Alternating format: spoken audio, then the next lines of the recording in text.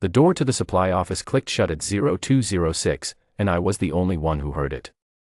That's where this story starts for me, not at the after-action, not at the debrief where everything came apart for Major Holt. It starts with that sound. A soft click in a hallway at 2 in the morning, and me sitting at my duty desk with a cup of coffee gone cold, and a woman I'd been watching for 6 weeks walking past my window without a word, heading for the vehicle yard. I should have asked her something. I know that now. Her name was on my duty roster because she was running the motor pool annex, contractor status, temporary billet, technically under my logistical umbrella for accountability purposes. That was the only reason I knew her name at all. I'd seen her badge twice. I'd read it wrong once. After the third week I stopped looking, because every night she came in at 21:30 and every night she went home at 0215 and every night the targeting cell door opened for her without ceremony, like she had a standing key, and I figured that was somebody else's arrangement to worry about. I brought her coffee on the fourth night, mostly because I was making a pot anyway and the hallway was cold and she nodded at me on her way past and there was something in that nod, not gratitude exactly, more like recognition. Like she'd noted I was paying attention and filed it without comment. She was not a large woman. She wore contractor gray, a worn field jacket over it, no insignia, nothing that told you anything about who she'd been before she was whoever she was now. She took the cup with both hands. She said, "Thank you, Sergeant." She went inside. That was the whole of our relationship for 6 weeks. I knew the targeting cell ran night staff. I knew they were working a complex threat corridor with overlapping fire support zones that had the brigade fire support coordinator up at 0300 more nights than not. I knew none of that was my problem, because my problem was manifests and fuel accountability and making sure the vehicle bay didn't hemorrhage parts into the wrong column. I did not know, and I did not ask, what a motor pool supervisor was doing in the forward targeting cell every night between 21:30 and 0200. Major Holt asked. On a Thursday, 11 days before the convoy. He came through at 2200 during a walkthrough of the night operations block. He was the battalion XO, 3 weeks into theater, still learning the layout. He saw her seated at a secondary terminal in the targeting cell, working through what looked like deconfliction overlays, and he stopped in the doorway. I was close enough to hear it. I'd stepped into the corridor for a radio check and the targeting cell door was propped. He said, "Who is this?" Captain Orris, the night targeting officer, started to answer. Holt didn't wait. "I don't know what a motor pool supervisor thinks she's doing in my targeting cell at 2 in the morning." He said it to Orris, not to her. That was the worst of it, I thought later, he didn't address her directly. She was furniture. Log her out of the system and have her return her access card. Night staff is credentialed targeting personnel only. She closed the overlay she'd been working on. She did it cleanly, no hurry, the way you close something you intend to finish later. She pulled the access card from the reader. She stood up, and she looked at Holt for the first time, and whatever was in her face was not what he expected, because he shifted his weight and looked back at Orris. She walked past me in the hallway without stopping. I said her name, I got it right this time. She turned. I didn't know what to say. I said, "I'll have the coffee on when you're ready." She looked at me for a moment, and then she almost smiled. "I've got what I need," she said. "Get some sleep, Sergeant." And she was gone. I didn't sleep. I sat at my duty desk and told myself it wasn't my concern and drank 2 more cups of cold coffee and thought about the overlay I'd seen on her screen in the half-second before she closed it. Grid lines. Elevation data. Something annotated in a small, even hand across the fire support zone that I didn't have the training to read. I was a supply sergeant. I managed fuel and parts and manifests. What I saw on that screen was not my problem. 11 days later it was everyone's problem. The convoy materialized at 0147. Intel had a pattern on them for 4 nights, a blackout movement, no lights, using a secondary road that threaded between 2 battalion fire support zones in a gap that was supposed to be deconflicted. 14 vehicles. The kind of column that, if it reached the valley floor before first light, would be in among the forward logistics element by 0430. Captain Orris had the strike package up by 0153. He was running the deconfliction stack on primary, cross-checking the fire corridors against the 2 adjacent battalions' clearances, making sure the strike geometry didn't cross into a friendly axis.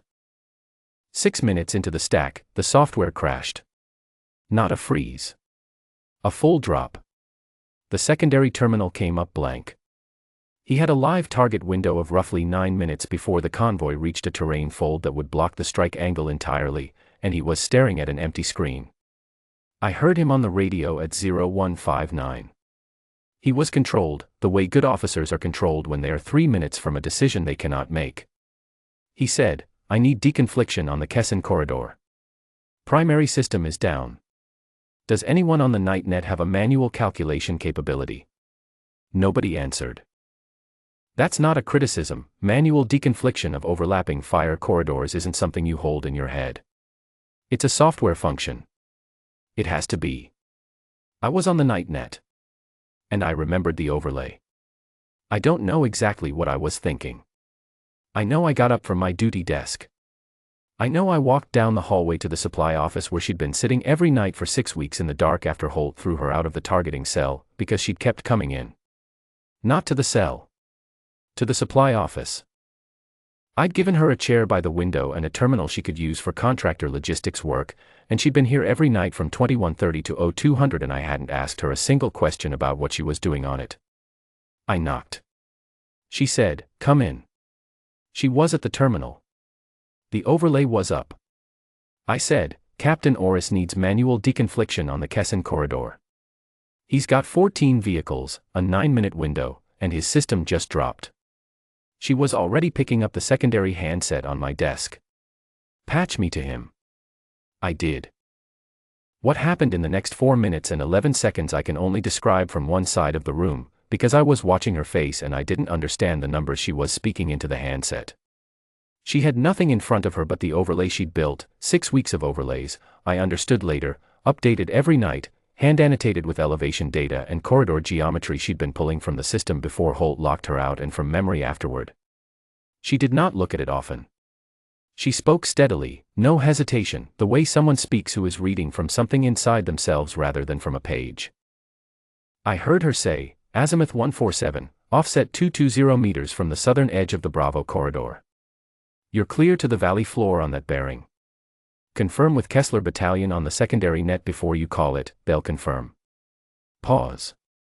"No, the primary clearance isn't in the system." "I know. It was never entered. Use the secondary net, Orris. You have time." She gave him 2 more numbers. She said, "Call it." I heard the strike authorized at 0204. I heard the confirmation at 0208.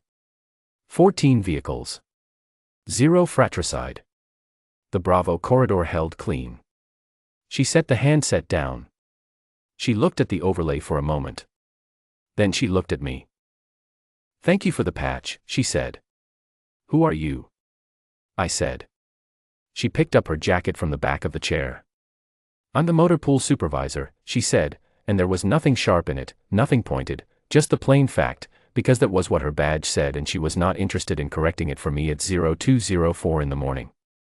She walked past me into the hallway and out into the vehicle yard and I stood in the supply office with the handset still warm in my hand and the overlay still on the terminal and whatever I thought I understood about the last 6 weeks rearranging itself into something I didn't have words for yet. The 0600 after action was standing room.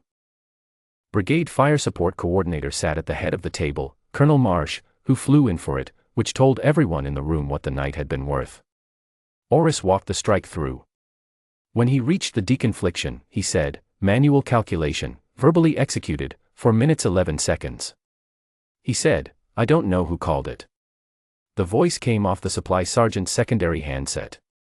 Marsh said, "Play it back." They played it back. 4 minutes and 11 seconds of a woman's voice, flat and unhurried, giving numbers that the brigade targeting officer said quietly, to no one in particular, "That's the Dusk rail protocol. That deconfliction sequence is the Dusk rail protocol." The room went still the way rooms go still when something changes direction underneath them. Marsh said, "Who is Dusk rail?" Nobody answered. I raised my hand. I said, "She's the motor pool supervisor." The silence that followed was the kind that means everyone in the room is running the same calculation at the same time and reaching the same answer. Oris pulled up her contractor badge record. He pulled up her access history, 6 weeks of targeting cell logins, her terminal shut down, then 6 more weeks of supply office logins on the secondary. He pulled up the overlay she'd left on my terminal when she walked out, and he put it on the briefing screen, and the brigade targeting officer said, in a voice that was doing its best to stay professional, "This is a complete deconfliction map of the Kessin corridor. This took months." Major Holt sat 2 seats from me. I watched his face. Marsh requested her personnel file. It came back from theater records in 4 minutes. Chief Warrant Officer 3, retired. Precision Targeting Specialist. 9 confirmed targeting operations, 3 theater citations. Author of the fire support deconfliction framework adopted by 3 brigades in the theater, the framework that Holt's targeting cell was running every night on software that had been built around her methodology. The call sign at the bottom of the framework documentation, Dusk Rail. Holt read it without speaking. Then he stood up, and he said he needed a moment, and he walked out. I found him in the hallway, outside the supply office door. He was just standing there. He hadn't knocked. I don't think he knew whether he had the right to. I said, "She comes in at 21:30. He looked at me. He said, "What?" "She comes in at 21:30, I said. "Most nights she's in by the time you'd want her." He looked at the supply office door for a long moment. Then he nodded once and walked back toward the briefing room to face Colonel Marsh, and I let him go. "She came in that evening at 2133, same as always. I had the coffee on." She looked at the door for a moment, and then at me, and I could see she already knew. Word moves fast on a FOB, and I said, "Colonel Marsh wants to speak with you." "I know," she said. "Major Holt is in there too." She picked up the coffee cup. "I know that too."